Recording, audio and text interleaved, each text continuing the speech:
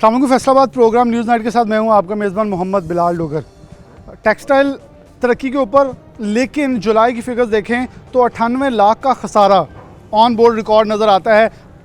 पाकिस्तान के अदारा शुमारियात की रिपोर्ट के अंदर इस चीज़ का जो है वो सबूत सामने आया है कि चीज़ें अब कम हो रही हैं। जिस एक्सपोर्ट के ऊपर, जिस टेक्सटाइल के ऊपर अतराती थी ये हुकूमत, अब उसका डिक्लाइन हो रहा है। और इस डिक्लाइन की कोई बहुत बड़ी जो वजह है वो सामने ये नहीं कह सकते कि अभी आई हैं, बल्कि ये तमाम एक्सपोर्टर्स गुज़िश्ता 2 माह से चीख रहे हैं, चला रहे हैं इन चीज़ों पर कंट्रोल कर लें, इन चीज़ों को देख लें, इन चीज़ों को कर लें। लेकिन इस हुकूमत का एक अलमिया रहा है कि गुज़िश्ता 2 माह जैसे गुजरते हैं फिर इनको ख्याल आता है अच्छा ये हमने इंसेंटिव देना था। लेकिन देर आए दुरुस्त आए का फ़िक्रा शायद अब गलत साबित होने लगेगा, क्योंकि जो चीज़ें इकदाम का भी 2 माह बाद वादा करते हैं वो इम्प्लीमेंटेशन के लिए इंतज़ार में लग जाती हैं। और जैसे शायद इंतज़ार की लाइन लगी होती है, वहाँ नोटिफिकेशन की वज़ीर-ए-आज़म के टेबल पड़ी होती है, शायद एक दस्तखत होंगे तो दूसरी घुगी का इंतज़ार किया जाएगा कि वो साइन होंगे तो बाहर निकलेंगे, तो फिर इनका जो है इंतज़ार होगा।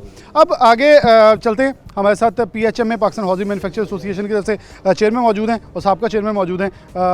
बात का आगाज़ करते हैं इस वक्त मसाइल, क्योंकि ये वो एसोसिएशन है जिन्होंने उठाया सबसे मेन नुक्ता कि हमारे क्रॉस बॉर्डर क्यों नहीं खुल रहा, और खुलने से नुकसान तो कोई नहीं है बल्कि हमें बहुत बड़ा फ़ायदा होगा। रेट्स के ऊपर ऑर्डर्स कैंसिल होना शुरू हो गए हैं। क्या इस वक्त करंट सिनेरियो? फ़ारूक साहब बहुत शुक्रिया वक्त देने का, और आपका भी काशिफ भाई बहुत शुक्रिया वक्त देने का। फ़ारूक साहब, इस वक्त करंट सिनेरियो आपके ख़्याल में है क्या? एक्सपोर्ट का बहुत बड़े मुतालबात, और रज़ाक दाऊद साहब से मीटिंग जो हुई उसमें भी आप मौजूद थे, किन चीज़ों के ऊपर मेनली डिस्कस किया जा रहा है? और रज़ाक दाऊद इस हवाले से पॉजिटिव नज़र आ रहे हैं, लेकिन हुकूमत इंसेंटिव लेने में नाकाम क्यों नज़र आ रही है? बिस्मिल्लाहिर्रहमानिर्रहीम। जिस तरह आपको पता है कि ट्यूसडे वाले दिन हमारी एडवाइज़र साहब से, रज़ाक दाऊद साहब से जूम पे मीटिंग हुई है, और उन्होंने हमें यकीन दहानी करवाई है कि वो इंडिया के साथ ट्रेड ओपन कर देंगे, जिसमें यान और काटन दोनों चीज़ें शामिल होगी। लेकिन जैसे ख़ुद आपने अभी इंट्रो में बताया कि इस हुकूमत का सबसे बड़ा फेलियर ये है कि ये हर काम करने में इतना टाइम लगा देते हैं। उस टाइम जब ये उसको नोटिफिकेशन जारी करते हैं, उसकी इजाज़त देते हैं, उस टाइम तक डिज़ास्टर हो चुका होता है। तो हमारी उनसे अब रिक्वेस्ट यही है कि इसको मंथ ना लगाएं, इसको विदिन डेज़ और विदिन 1 वीक ये नोटिफिकेशन जारी करें, ताकि इंडिया से रुई और यान आना शुरू हो। जो आर्डर्स ऑलरेडी हमारे कैंसिलेशन के ऊपर पड़े हुए हैं उनको हम दोबारा अलाइव करें। अगर वो कैंसिल हो गए और कस्टमर बांग्लादेश या रीजन में और किसी कंट्री में चला गया तो हम उसको वापस नहीं ला सकेंगे। एक बड़ा इस वक्त सिनेरियो ये है, बांग्लादेश और भारत खुला है। जो ऑर्डर्स हमारे पास आए थे, ये आपने भी प्रोग्राम में बात की थी, काशिफ साहब ने पहले की थी कि ये हमारे ग्राहक नहीं हैं, हमने इन्हें इतना ज़्यादा अट्रैक्ट करना है, इतना ज़्यादा फैसिलिटेट करना है कि हमारे पास रुक जाएं। लेकिन अब जैसे ही बांग्लादेश और इंडिया खुला है, कुछ ग्राहक वापस मुड़ने लगे हैं, और बाकायदा ईमेल्स के अंदर लिखा गया है कि आपकी कीमतें बहुत ज़्यादा हाई हैं, जून जुलाई में अगर कम हुई तो दोबारा देखेंगे। वो तकरीबन उसका मेन रीज़न जो है ना, वो रॉ मटेरियल की नॉन अवेलेबिलिटी है, क्योंकि हमारे पास रॉ मटेरियल ही नहीं है। जब रॉ मटेरियल नहीं है तो हम कमिटमेंट ही नहीं कर रहे। जब हम कमिटमेंट नहीं करते, उनके पास इतना टाइम नहीं है, उन्होंने अपने हर सीज़न के लिए अपनी शेल्फ को फिल रखना है, तो वो हमारा इंतज़ार नहीं कर सकते कि कब वाघा बॉर्डर खुलेगा। तो कुछ हमने अपने प्रॉमिस पूरे नहीं किए, अपनी कमिटमेंट पूरी नहीं की, हमने टाइम के ऊपर उनको डिलीवरी नहीं दी, जिस वजह से वो काफ़ी सारे आर्डर उन्होंने हमारे कैंसिल कर दिए हैं।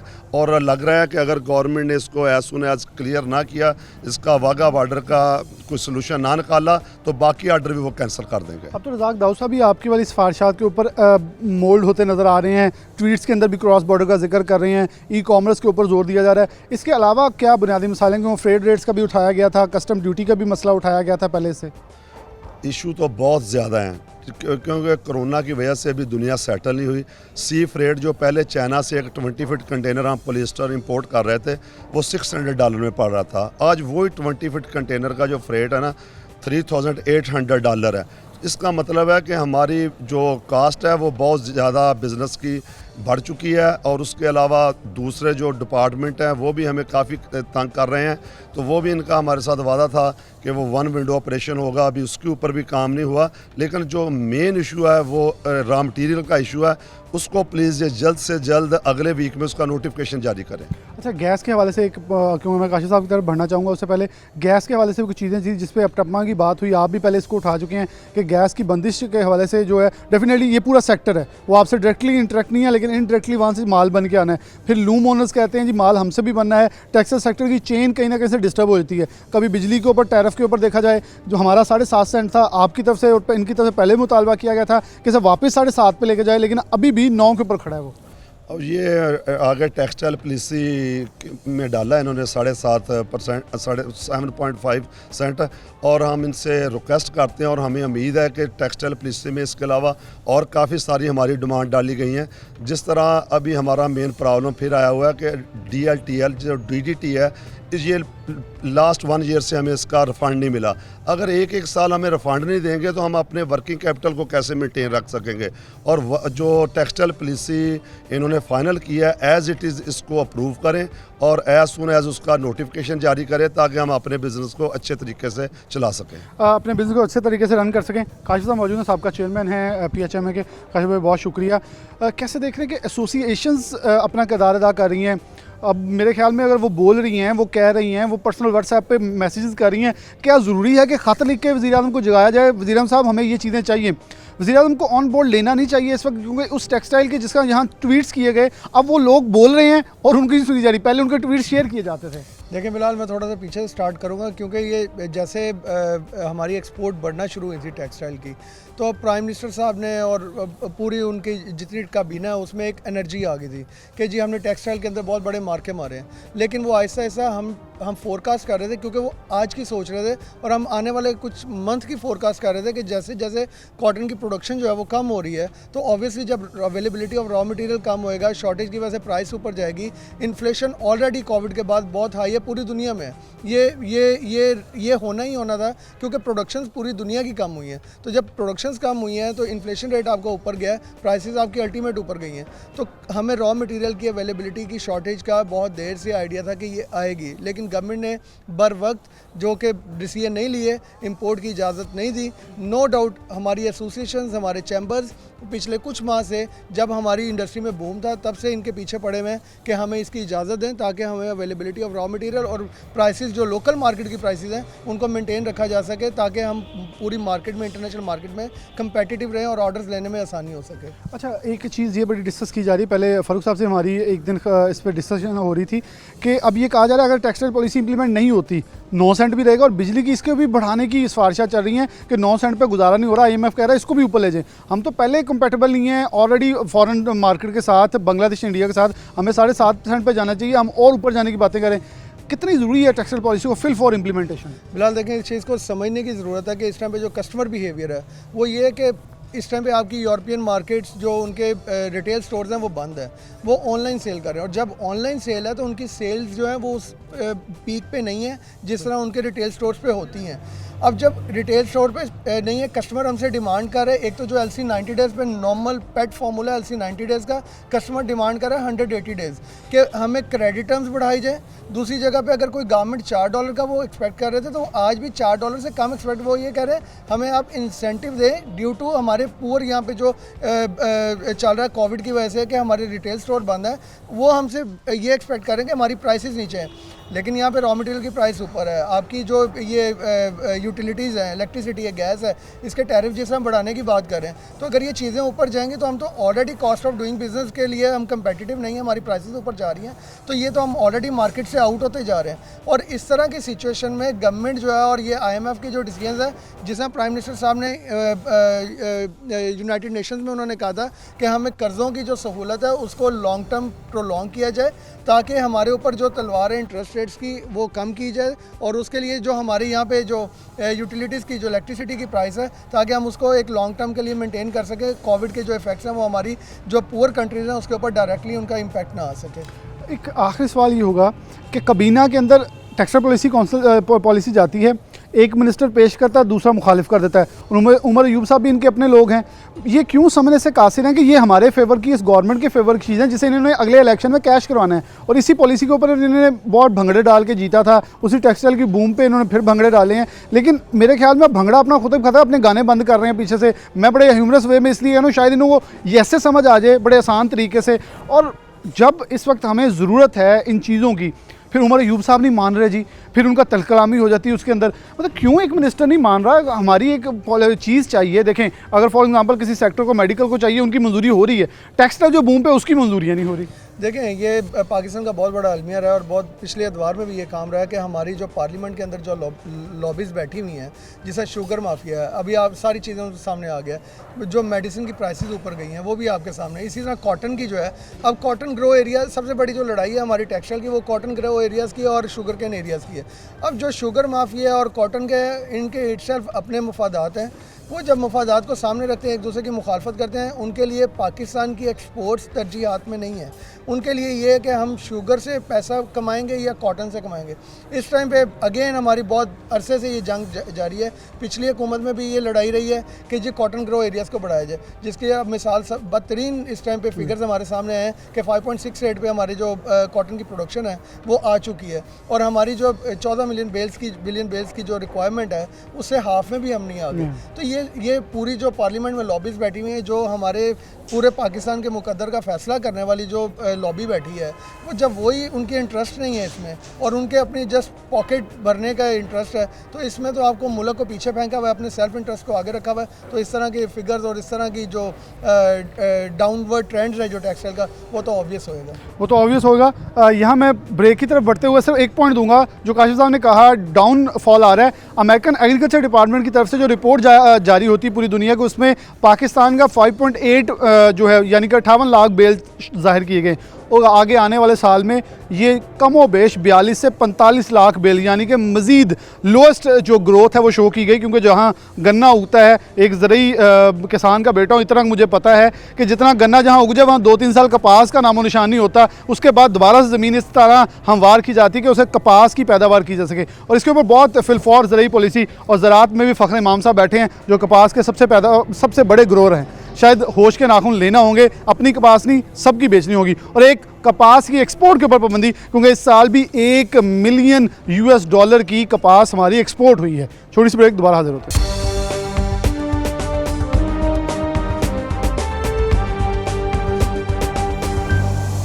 वेलकम बैक नाज़रीन, दोबारा से प्रोग्राम के अंदर खुशामदीद कहते हैं। अबूमा से लोग हमारे साथ दोस्त मौजूद हैं, इनसे बात का आगाज़ करेंगे कि एक्सपोर्टर्स को इस वक्त दरपेश मसाइल के सद तक बढ़ते चले जा रहे हैं। सबसे पहले सेक्रेटरी अबूमा हमारे साथ मौजूद हैं, अफजाल साहब, इनसे बात करते हैं। अफजाल साहब, CEOs और जो ख़ास तौर पे आपके पास रोज़ की बुनियाद के ऊपर और रूटीन में लोग आते हैं, उनकी क्या इसमें फिगर्स चल रही हैं और क्या अपडेट्स हैं और क्या डाउनफॉल है? क्योंकि फिगर्स जो एक्सपोर्ट के वो बड़े ख़तरनाक साबित हो रहे हैं, डिक्लाइन की तरफ जा रहे हैं। बिस्मिल्लाहिर्रहमानिर्रहीम। सर, पहले से तो काफ़ी जो है ना वो CEO कम आ रहे हैं। 3-4 माह पहले हमारे तकरीबन 350-400 के करीब CEO था।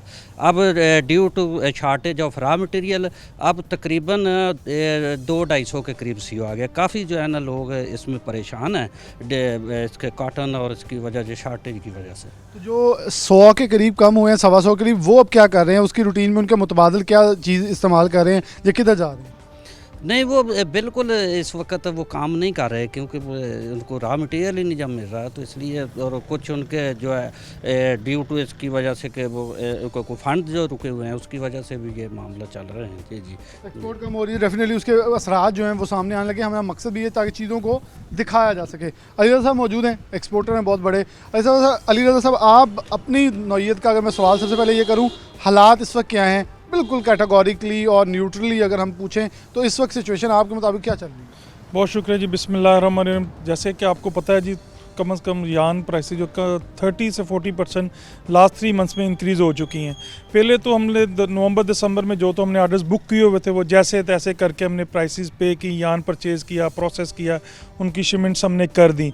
लेकिन अब जो नई प्राइसेस कस्टमर को दे रहे हैं, अब रिसेंट कस्टमर पे नहीं कर रहा, वो तो प्राइसेस वही जी अक्टूबर नवंबर की प्राइसेस हैं वो जी वही लें जी, उसी पे काम होगा। अभी देखें आप, फ़िलहाल तो काफ़ी डिक्लाइन हमें नज़र आ रहा है आगे, और इसका मेन प्रॉब्लम यान की ना अवेलेबिलिटी है इस वक्त, और दूसरा शिपिंग लाइंस के फ्रेट जो हैं बहुत ज़्यादा इंक्रीज़ हो गए, मोर देन 200% इंक्रीज़ हो गए। इसके अलावा हमें 10-10 दिन पहले बुकिंग करवानी पड़ती है कंटेनर्स लेने के लिए। जब टाइम आता है कंटेनर्स ले लेते हैं, चले जाते हैं, बाद तक शिपिंग लाइन वैसे वेसल में नहीं चढ़ते। बड़े काफ़ी सारे मामलात हैं। देखें अब आगे जब तक यान की फैसिलिटी हमें नहीं मिलता उस वक्त तक ये प्रॉब्लम कंटिन्यू रहेगा। दूसरा ये भी प्रॉब्लम है कि हम गवर्नमेंट से रिक्वेस्ट करते हैं ताकि यान की इंपोर्ट इंडिया से ओपन करें, ताकि कम से कम ये प्रेशर बिल्ड हो यान के ऊपर और यान की प्राइसेस कम से कम डाउन हो। और इसके अलावा पॉलीएस्टर्स पे भी हमारी गवर्नमेंट से रिक्वेस्ट है, उस पर भी ड्यूटीज़ जो हैं वो ख़त्म की जाएँ, ताकि ये मिक्सर पॉलीएस्टर कॉटन का करके मैक्सिमम पॉली कॉटन बना के हम तो कोई मेजर डिमांड्स हमारी पॉली कॉटन की हैं, ताकि इस भी आगे देखा जाए मामला। अच्छा, अभी जो एक्सपोर्ट रेट्स, क्योंकि मैंने अभी कुछ दोस्तों के देखे जो एक्सपोर्ट ऑर्डर्स कैंसिल हुए, ईमेल्स के अंदर बहुत क्लियर लिखा हुआ है this order is cancel due to high prices, जब हम आपके साथ नहीं चल सकते कीमतें ज़्यादा होने की वजह से। क्या समझती हैं, बिजली 9 सेंट पे है, पहले 7 सेंट पे थी, हम बांग्लादेश से महंगे हैं, हम इंडिया से महंगे हैं, अब वो दोनों खुल गए हैं, मार्केट वापस कैप्चर कर रहे हैं, तो हमें रेट्स नीचे लेके जाने चाहिए, बल्कि ये भी कुछ बातें होनी शायद 9 से भी ऊपर चल जाएं, तो ये क्या होगा, हुकूमत कहाँ खड़ी नज़र आ रही है? देखें जी, अब इंडिया अपना पूरे मसल्स दिखा रहा है, हर कस्टमर्स को कैप्चर कर रहा है, ज़्यादा से ज़्यादा प्राइसेस अब बेहतर कर, क्योंकि उनके पास वॉफर कॉटन मौजूद है, हम कॉटन शॉर्टेज में जा रहे हैं, वो तो प्राइसेस भी बेहतर दे रहा है। हर कस्टमर को जो प्राइसेस दे रहे हैं, कस्टमर नई प्राइस दे नहीं रहा, जो पहली जैसे मैंने आपको पहले बताया जो थी, हमने वो जैसा तैसा करके की है, कस्टमर अब फिर पुरानी प्राइस वो हमें कहता है जी बांग्लादेश से हमें सस्ता मिल रहा है, हमें इंडिया से सस्ता मिल रहा है, तो हम तो इस वक्त काफ़ी प्रॉब्लम है। इसको हमारी फिर गवर्नमेंट से रिक्वेस्ट ही है कि इसके प्राइसेस को कम डाउन किया जाए, बिजली के रेट्स को बेहतर किया जाए, बिजली की अवेलेबिलिटी को किया जाए मेंटेन। उसके अलावा हमें एक और भी मज़ीद प्रेशर आ रहा है जी, सुना है जी 1 मार्च से गैस शटडाउन भी इंडस्ट्री की ये कर रहे हैं, फिर ये काफ़ी बड़ा मसला है हमारे लिए आ रहा है, इसको भी हमारी रिक्वेस्ट। उसके अंदर भी बड़ी बहुत जबजब का शिकार है। आप बिजली का रेट, वो कह रहे हैं बिजली का लोड कम है तो आप अप्लाई कर दें, अप्लाई किया तो 35 लाख का बिल वहाँ तैयार पड़ा होगा, लाइनें डलवा लें, अगर वो नहीं करते तो ये टैप बंद हो जाएगा। कैप्टिव वाले जिन्होंने अप्लाई किया है तो वो कनेक्शन नहीं लगा रहे। गवर्नमेंट और सरकारी इदारों के एंड पे जो नाअहली हैं वो एक्सपोर्टर के कंधों पर डाली जा रही है। देखें जी, अब एक्सपोर्टर बिल्कुल खामोश है, अब देख रहा है कि अब हालात किस करवट बैठते हैं। जब तक चीज़ें स्टेबल नहीं होती हम लोग आगे बड़ा मुश्किल है हमारा सर्वाइवल। फ़िलहाल एकदम से ही जो एक्सपोर्ट वो आगे नेक्स्ट 2-3 मंथ्स में काफ़ी डाउन जाएगी। इसमें अगर गवर्नमेंट एक्शन नहीं लेती बिजली के, रॉ मटीरियल के, शिपिंग लाइन्स के, तो फिर मेरा ख्याल ये काफ़ी मामला जो है मुश्किल होंगे हमारे लिए, मुश्किल हो जाएंगे हालात। बिल्कुल, खालिद साहब मौजूद हैं, इनसे बात करते हैं। खालिद साहब बहुत शुक्रिया आपका। मेरा एक अब सवाल जो ये है कि 2020 के आखिर पे एक रिपोर्ट आई थी अमेरिकन जो एग्रीकल्चर की तरफ से कि पाकिस्तान की 58 लाख बेल हुई हैं, अगले साल 42 से 45 लाख होंगी। वो तो एलामिया जारी कर रहे हैं और वो बाकायदा इंडिकेटर, क्योंकि जहाँ अभी गन्ना लग चुका है वहाँ 2-3 साल कपास तैयार ही नहीं हो सकती। तो क्या लगता है कि अगले साल फिर हम डेफिसिट में जाने वाले हैं यौन के? तो अभी से हम यौन मांग भी रहे हैं और जो ऑर्डर्स अभी हमारे डिक्लाइन में जा रहे हैं वो अगले साल तो मेरे ख्याल में जो इंडस्ट्री का बुरा हाल था गुज़िश्ता 10 सालों में उससे भी ज़्यादा होने वाला है। जी, बिस्मिल्लाहिर्रहमानिर्रहीम, आपकी बात को सही है। बेसिकली हमारे पिछले 8-10 साल से जो कॉटन का एरिया है उसमें सारा गन्ना वगैरह काश्त हुआ है। दूसरा ये है कि पिछली गवर्नमेंट्स और मौजूदा गवर्नमेंट्स, इन्होंने जो कॉटन रिसर्च के ऊपर फंड्स वगैरह नहीं दिए। जो इस वक्त दुनिया में बहुत ज़्यादा कंपटीशन है, हमारे नेबर में इंडिया है, चाइना है, दूसरे कंट्री, उनके पास कॉटन की क्रॉप, उनके सीड्स बहुत हाई क्वालिटी के हैं।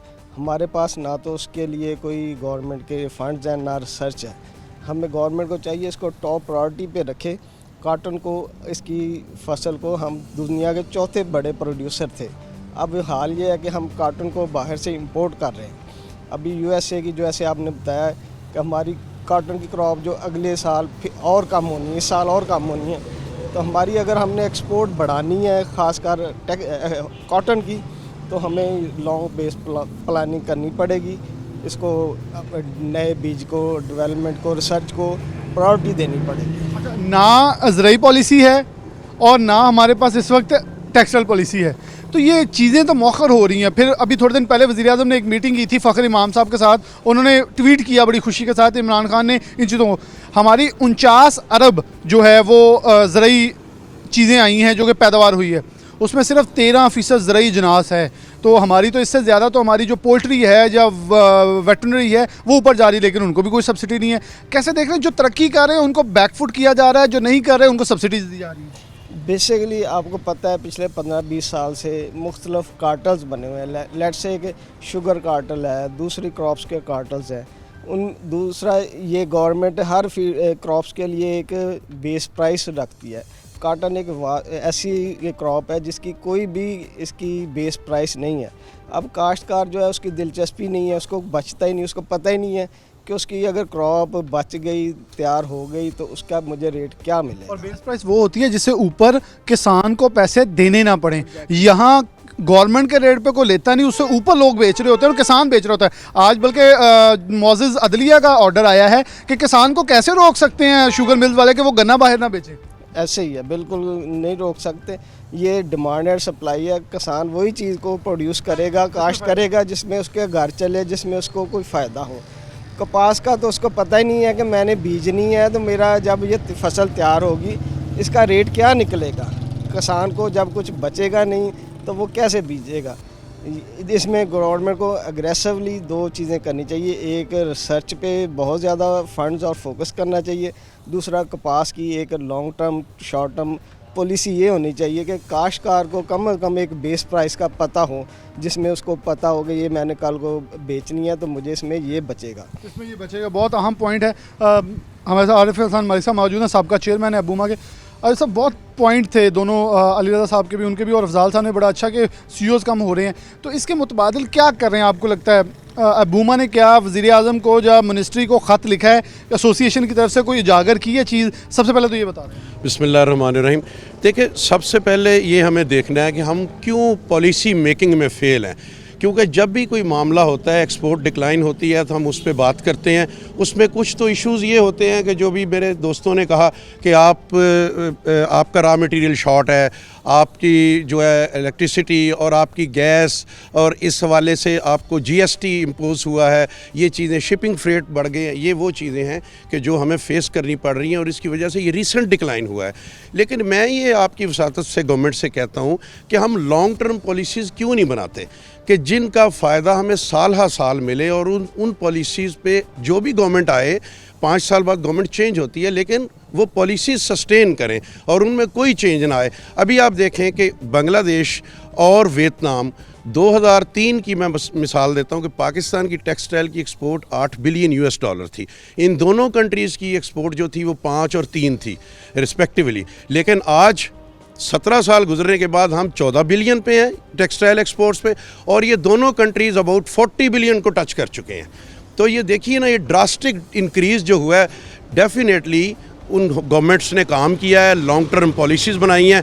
हमारे हाल ये है कि टेक्सटाइल पॉलिसी का ड्राफ्ट बना हुआ पिछले 3 माह से ईसीसी की मीटिंग में जाता है और फिर वो अनअप्रूव्ड बाहर आ जाता है, फिर बाहर आ जाता है। तो हमें लॉन्ग टर्म पॉलिसीज़ पे काम करना चाहिए। हमें वो थिंक टैंक बनाने चाहिए जो बांग्लादेश मॉडल को, वियतनाम मॉडल को, कंबोडिया मॉडल को स्टडी करें और गवर्नमेंट को एडवाइस करें कि ये पैरामीटर्स हैं कि जिन पे हम काम करके अपने एक्सपोर्ट्स को लॉन्ग टर्म सिस्टम में बढ़ा सकते हैं। आपको नहीं लगता कि अगर 1.5 साल तक, बल्कि मैं 6 माह पिछले लूँगा, इस पीक आवर्स के अंदर, पीक टाइम पीरियड के अंदर गवर्नमेंट पॉलिसी मंजूर नहीं करवा सकी, तो ये बहुत बड़ा ड्रॉबैक है। ये दिन जब खाने के थे, कमाने के थे, दिखाने के थे, कुछ नहीं किया, फिर दावे कर दिए और मिला फिर कुछ नहीं। एब्सोल्युटली, मैं ये कहता हूँ कि इस डिले ने गवर्नमेंट की जो अच्छी एफर्ट्स थी ना, उन पे भी पानी फेरा। अब गवर्नमेंट ने, जब कोविड था, गवर्नमेंट ने रिस्क लेके लॉकडाउन ख़त्म किया, बहुत अच्छा स्टेप था and we appreciated that time. और गवर्नमेंट ने इसके बाद ये किया कि इंडस्ट्रीज़ को सैलरीज़ की पेमेंट की स्टेट बैंक के ज़रिए कि आप अपने मज़दूर जो आपके, उनको पेमेंट्स मिले, वेल इन टाइम सैलरीज मिले। ये सारी वो एफर्ट्स थी कि जो गवर्नमेंट ने की ताकि एक्सपोर्ट्स हमारी एनहांस हो, और हुई भी। लेकिन अभी आप देख लें कि जब पॉलिसी की बात आती है तो पॉलिसी वहीं की वहीं रह गई। 6 माह हो गए हैं, पॉलिसी कभी एक ऑफिस में, कभी एक ऑफिस में। तो मेरी ये रिक्वेस्ट है कि इसको फिल फॉर जो उसका ड्राफ्ट बना है वो कंसल्टेंसी के साथ बना है और सारी एसोसिएशंस उसमें ऑन बोर्ड थी, उसको फिल फॉर ईसीसी प्रूव करे और वो नाफजुल अमल हो। बहुत नाफजुल अमल हो। बहुत शुक्रिया। अबूमा के हमारे नुमाइंदगान हमारे साथ मौजूद थे, बहुत डिटेल में उन्होंने चीज़ें सामने रखी हैं और बड़ी कैटेगोरिकली चीज़ों को डिफ़ाइन किया। इसका मकसद सिर्फ ये है, गवर्नमेंट के एंड के ऊपर रखा जाए, इनके ऊपर फोकस करें। ये लोग मुखालिफ नहीं, ये लोग तो वो हैं जिनकी जमात कोई नहीं है लेकिन पाकिस्तान के हिमायती हैं, पाकिस्तान की मौशत के ये उसको खुशहाल देखना चाहते हैं, उसके खैर ख्वाह हैं। उसके लिए इक़दाम करें, इनके पॉइंट्स को ज़रूर देखा जाए, स्टेक होल्डर्स को बारहा कहता हूँ ऑन बोर्ड लिया जाए, इनकी सुनी जाए। छोटी सी ब्रेक, दोबारा हाजिर होते हैं।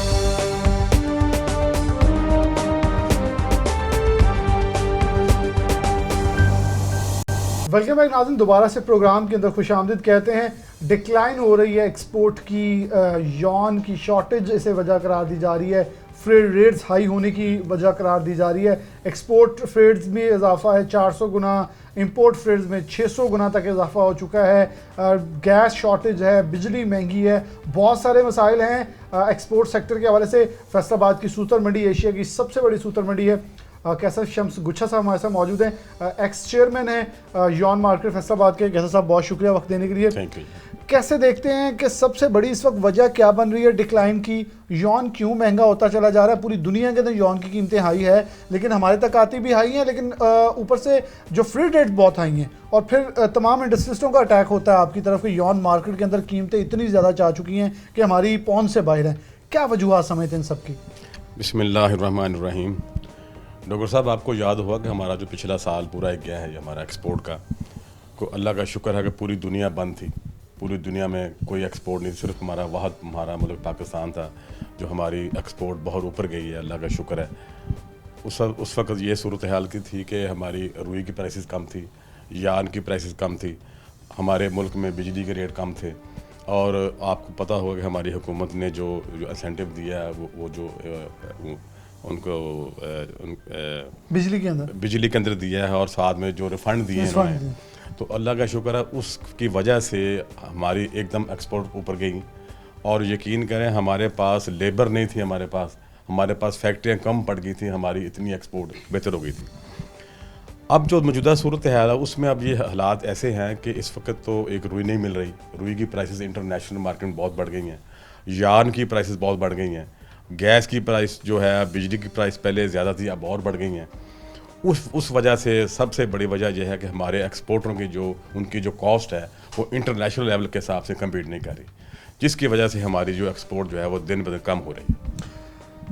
इंडिया बॉर्डर के हवाले से आपने बात की थी, क्रॉस बॉर्डर पे आज रज़ाक दाऊद साहब भी बोल रहे हैं, सब बोल रहे हैं, PHM में मुतालबा कर रहा है, आप भी कह रहे थे, क्या उधर से आने वाली यॉन कॉटन हमारी कमी पूरी कर देगी? क्योंकि कीमतों के अंदर अंदाज़ा शुमार लगाएं तो बहुत ज़्यादा बड़ा फ़र्क नज़र नहीं आता।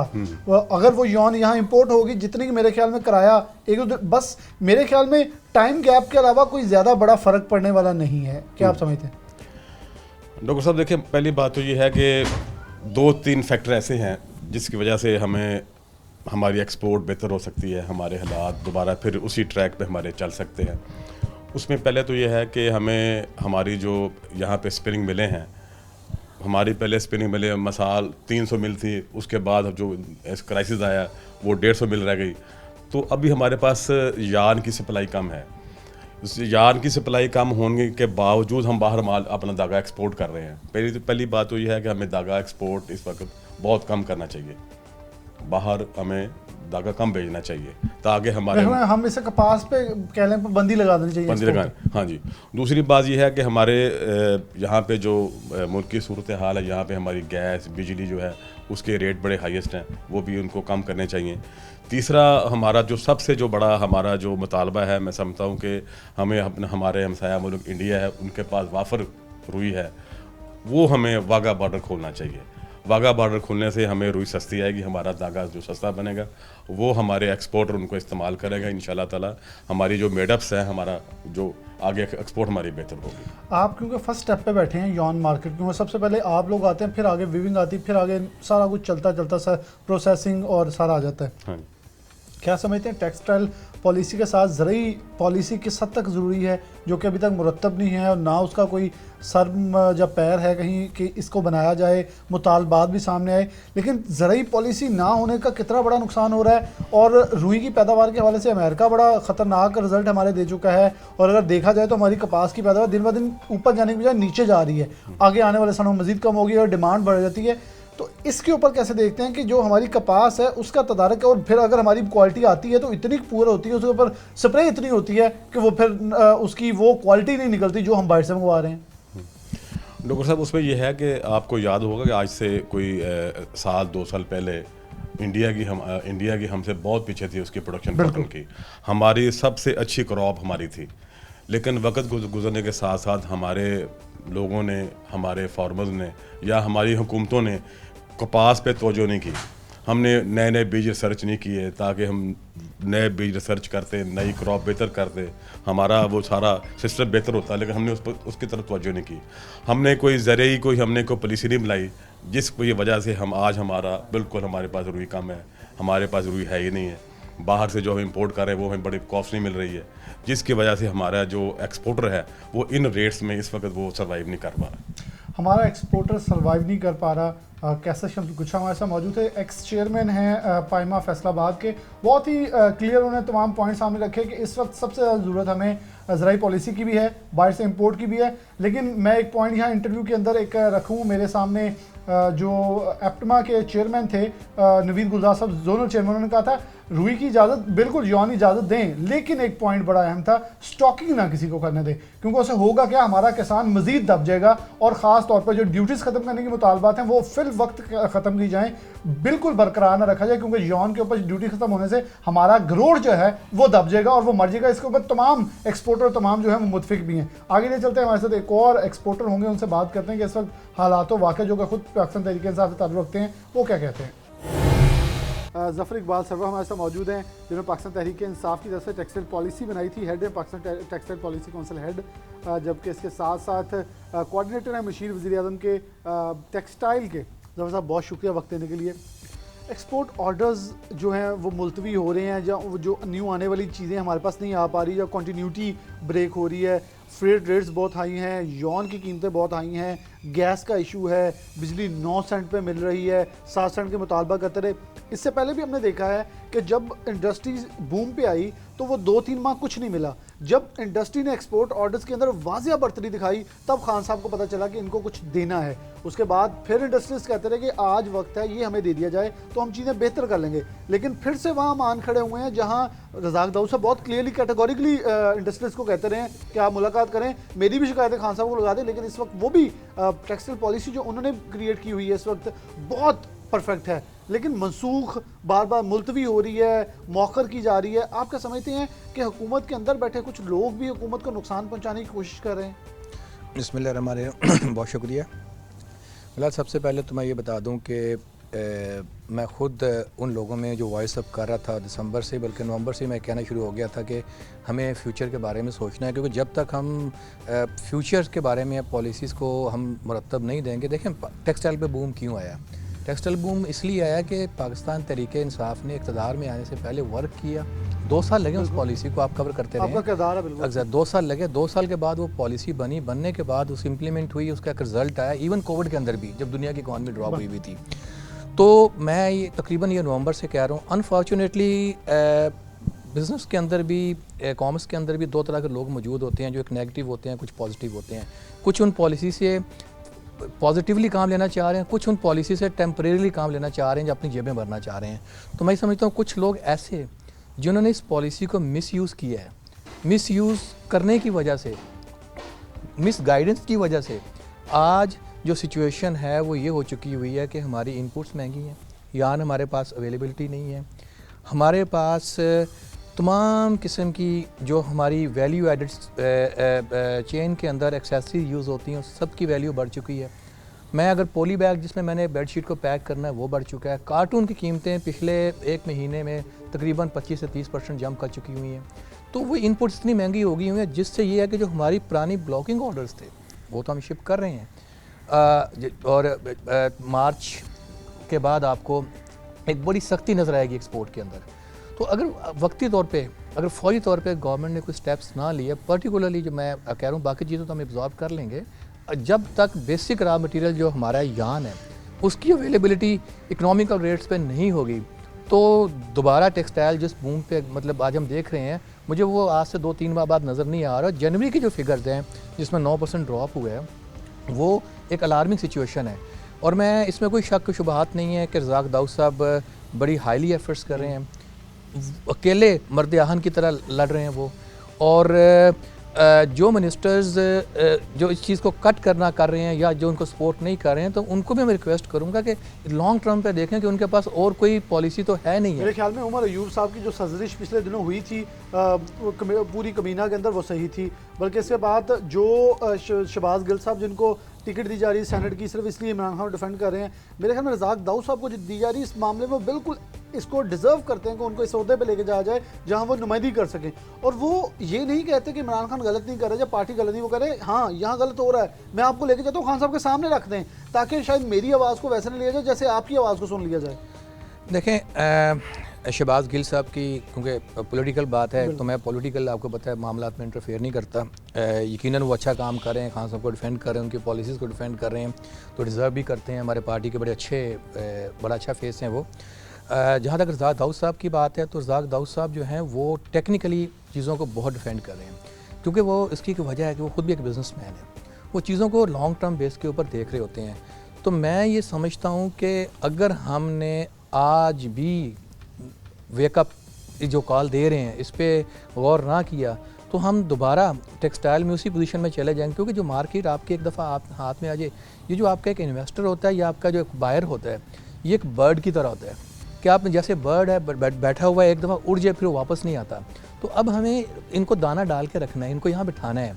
तो इसके लिए हमें रॉ मटेरियल की पर्टिकुलरली यान की अवेलेबिलिटी जो है इकोनॉमिकल रेट्स के ऊपर, उन रेट्स के ऊपर मैंने एक रिपोर्ट तैयार की और मैंने देखा है कि तकरीबन जो यान की प्राइसेस हैं very carrying count to count वो 45 से लेकर 75% तक अप हुई हैं। तो ये कहाँ एब्जॉर्व करेंगे? गारमेंट सेक्टर है वो आपका तकरीबन 35 to 40% यान को एब्जॉर्व करता है अपनी वैल्यू एडिशन के अंदर। होम टेक्सटाइल के सेक्टर है वो 45 to 70% एब्जॉर्व करता है। तो आप देखेंगे एक प्रोडक्ट अगर $10 की है या €10 की है उसके अंदर $5 से $6 की तो हम जो रॉ मटेरियल है हमारा हम उसको यूटिलाइज़ कर रहे हैं। अगर वही अवेलेबल नहीं होगा तो हम काम कैसे कर पाएंगे? तो काम कैसे कर पाएंगे? बिल्कुल बहुत शुक्रिया ज़फ़र इकबाल साहब हमारे साथ मौजूद थे। मकसद बारहा यही है कि हमारी सर्वाइव करती जो टेक्सटाइल है जो एक्सपोर्ट को इस वक्त कांधा दिए हुए हैं, मुझे वो याद भी आते हैं अल्फाज खान साहब कहते थे क्या टेक्सटाइल लगे हुए हैं, लेकिन आज उसी टेक्सटाइल के गुण भी गाए जा रहे हैं। और मैं कह रहा हूँ इसके गीत ना गाए जाए बल्कि इस गीत के ऊपर थोड़ा गिद्दा भी डाल लिया जाए। और वो गिद्दा होगा कि मैं ज़रा थोड़ा ह्यूमरस वे में इसलिए कह रहा हूँ कि थोड़ी आसान ज़ुबान में समझा दिया जाए कि उसमें गिद्दा ये होता है कि इसके लिए इम्प्लीमेंटेशन की जाए, इसमें साजो सामान दिया जाए, रॉ मटीरियल की अवेलेबिलिटी दी जाए ताकि ये बेहतर तरीके से सबको खूबसूरत लगे और जब ये स्टेज के ऊपर जाएँ तो लोग इस पर दाद दें। ये दाद खुद वसूल कर रहे हैं लेकिन इनको जो सहूलियात इस वक्त चाहिए वो देना बहुत नागुज़ीर हो चुकी हैं। इसके साथ प्रोग्राम न्यूज़ नेट से इजाज़त दीजिए। अल्लाह हाफ़िज़।